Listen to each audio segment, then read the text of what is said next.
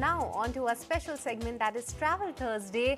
We are going to take you to beautiful places like always, but this time for a purpose. We'll talk about your honeymoon destination because this season the estimate is that 40 lakh weddings are going to be solemnized from April to July 2022.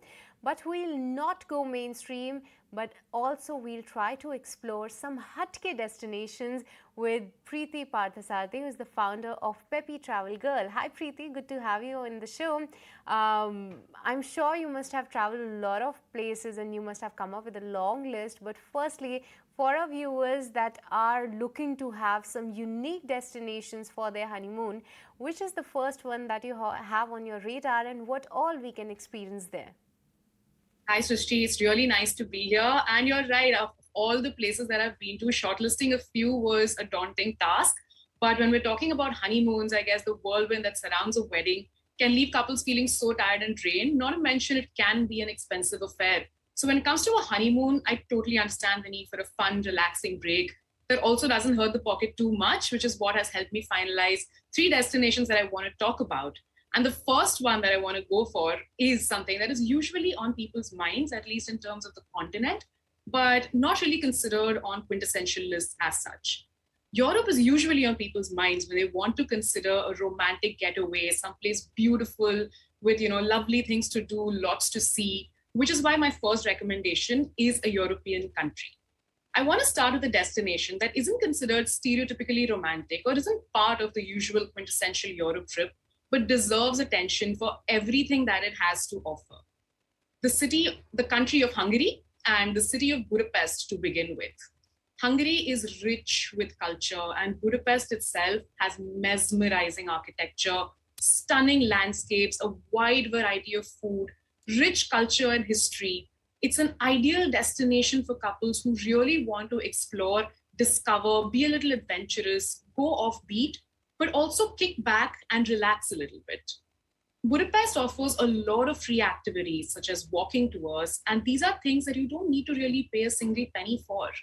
Another lovely thing to do in the city is to walk along the Danube during the sunset. None of this costs any money, and it's worth, just being there in the moment. Some experiences, though, are definitely worth shelling out a buck for, such as the night cruise on the Danube, which I would 100% recommend. You're gliding along the river and you see all of Budapest landmarks lit up beautifully at night. It's romantic, it's beautiful, it's something that you would want to spend a little bit for, coupled with a fancy dinner and a wine tasting on board really adds to the experience. Another thing that Hungary overall is really famous for is its thermal baths and spas. And couples who want to kick back, relax, just go in for a little bit of pampering can choose to spend a day at the spas and the historic baths. And this, in my opinion, is an absolute must-do. Another experience that will not dent your pocket is a ruin bar hopping. So ruin bars are basically derelict buildings, really old structures that have broken down and cannot be used anymore. But what the locals have done is that they've taken these bars, these buildings, and converted them into bars and pubs, retaining the aesthetic of a ruined building. So this is a really cool way to experience nightlife and enjoy the vibe. Again, alcohol and drinks are not as expensive as what you would imagine to be in a European country. They would cost much, much lesser. Some would say that water is more expensive. So again, this is an experience that you can enjoy, which is local and immersive and doesn't really hurt your wallet too much. Couples who also want some downtime away from the rush, which is honestly not a lot in a country like Hungary, can head to Lake Balaton or Heves near the city for a relaxing few days. Wine lovers can also drive down to Eger just to discover wine culture and enjoy some tastings. The best time to visit Hungary would be the summer months from April to September. And like you said, there are a lot of weddings being solemnized. So it's probably a good time to start planning and booking because the further in advance you book your flights and your stays, the cheaper it gets. Personally, I prefer shoulder season, which would be March and October, because there are lesser people traveling at the time. Prices are a lot cheaper than you would find in peak season. The weather is perfect. The sun is shining and it's cool. So it's really great to explore and walk around in. And there's still plenty to do. December would also be beautiful for people who enjoy the cold. Also because cities light up with Christmas markets and festivities. And given that even that is around the wedding season, it's a good idea to start planning for a winter honeymoon as well. Yes, absolutely, Preeti, and that's really fascinating to see all of those places and hearing about them as well. But what about budget? Because you're talking about Europe, and that seems to be a costly affair for most of us. So, if one has to experience majority of the into that bucket list that you just highlighted, what approximate will be a budget for a honeymoon couple? Any ideas on this? Right, of course. So I completely understand that Europe is an expensive proposition in general, which is why I went with Hungary because I realized that, after wedding festivities, you don't really want to shell out a lot on a honeymoon, but also have that kind of an experience. So Hungary, the reason I picked Hungary is because it is typically cheaper than a lot of European cities. Also because it's not on the euro, it's the Hungarian forint. They still have their currency, and that makes it a great option for European experience while on a budget. So if you want to go luxury and all out, there are plenty of luxury hotels to choose from, all really well located. But for couples who are hoping to save a little bit, a comfortable mid-range hotel in the city center won't really put a dent in your pocket. A typical five-star hotel can cost anywhere between 20,000 and 50,000 a night. But for couples who are looking for luxury on a budget, I would highly recommend local boutique hotels or even boutique apartments, which can cost roughly 11,000 to 18,000 rupees a night. These would be your typical European boho chic, which will also offer a more local experience than a five-star chain.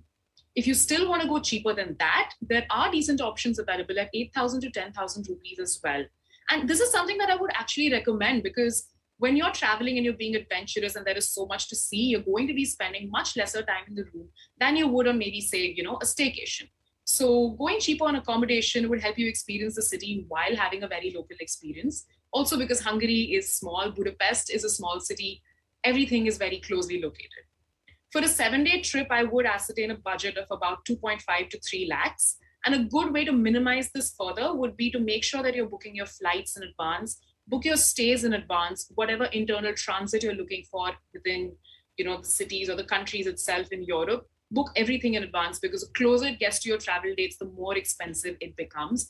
And spontaneous travel is not something I would recommend in a country like Hungary or in Europe in general if you really want to save some money. You will also end up saving a lot on internal transport because you can walk around very easily here. Like I mentioned, Budapest is tiny, cities around as well are very small, and it is very easy to walk around. So even taking a metro might not really be required. So you're definitely going to get more bang for the buck when you're in Europe and you choose Hungary. You will have a European experience and you will also not end up spending more than you really want. Okay, now let's Preeti talk about experience. You highlighted quite many in the first discussion, but when people look at it, they have different mindsets. Like somebody has to go with the culture, somebody wants to experience that, and some people are also looking for some kind of an adventure sports. Like I say, in most of the Asian countries, especially, people are really fascinated to experience them.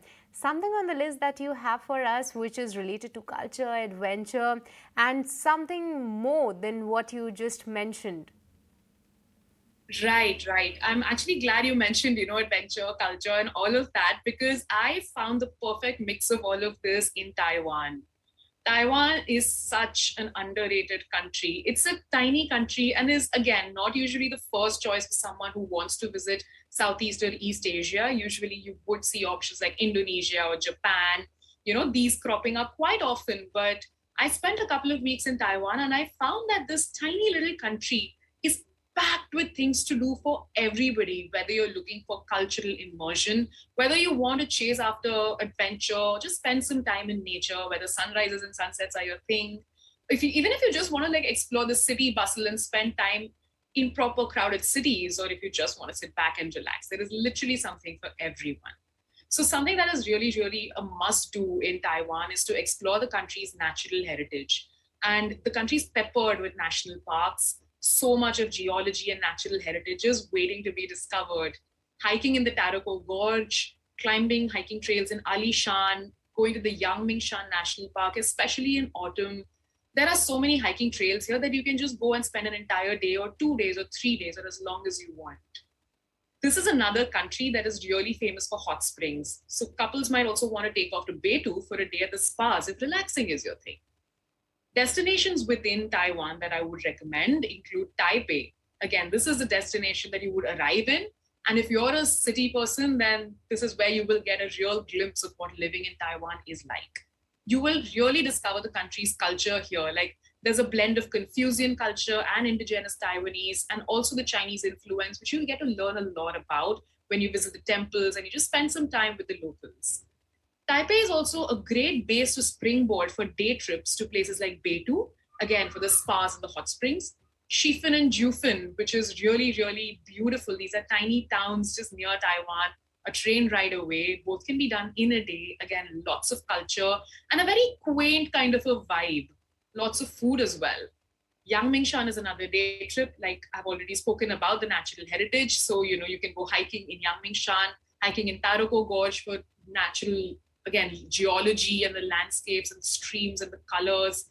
You must go hiking in Alishan because it is peaceful. And, if you can catch that sunrise on a morning hike, it is definitely something you are never going to forget.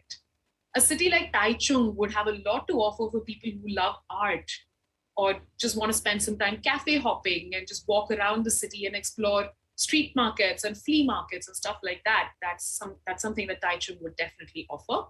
And something that I feel should be at the top of every couple's list is a visit to the Sun Moon Lake, even if it is just for a couple of days. It makes for a tranquil, very romantic, very peaceful, disconnected getaway from the city. You can walk along the lake or rent out a bicycle and cycle around, stop wherever you like, especially during spring and autumn when the colors are bursting. I think that would be the perfect time to visit. But honestly, any time is great to visit the Sun Moon Lake because it is beautiful. Coming to budget, since we are talking about something that would be slightly reasonable and easy on the pocket, accommodation can be an expense, but it doesn't have to be an expensive proposition here in Taiwan. Rooms are generally quite spacious and well lit, with fantastic facilities offered regardless of the style of accommodation. While a typical five-star can cost an upward of 20,000 rupees, you can actually find really amazing hotels in the range of 7,000 to 12,000 as well. Yeah. One of the avenues to really Sorry? Yeah, Preeti, but that's really fascinating, and to see that this is another destination that we can be looking forward. But I would like to stop this discussion here and now because we are really falling short of time. But we'll carry on this discussion some other day with you on ET Now. And thank you so much for joining us today on the channel. We'll be definitely looking out for exploring these destinations further. For sure. Thanks for having me, Srishti.